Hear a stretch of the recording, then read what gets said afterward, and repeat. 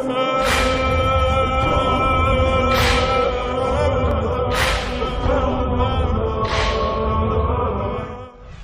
رب الأرض؟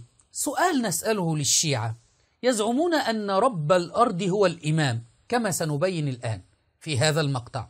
يقول الله سبحانه وتعالى: قل من رب السماوات والأرض قل الله.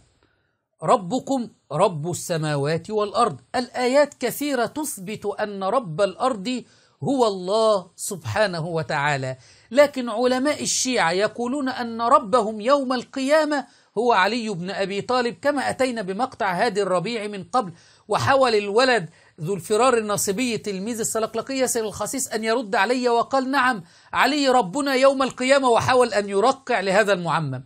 واليوم يخرج علينا معمم آخر يكذب كل هذه الآيات التي تثبت أن رب الأرض هو الله سبحانه وتعالى، زاعما أن رب الأرض هو الإمام.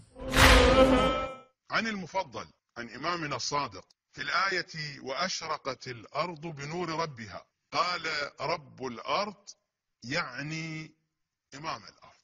رب الأرض إمام الأرض. نصدق من يا عقلاء الشيعة هذه الآيات التي تليناها عليكم كثيرا التي تثبت أن رب الأرض هو الله، أم نصدق هذه العمائم المزيفة؟ أين عقولكم يا عوام الشيعة؟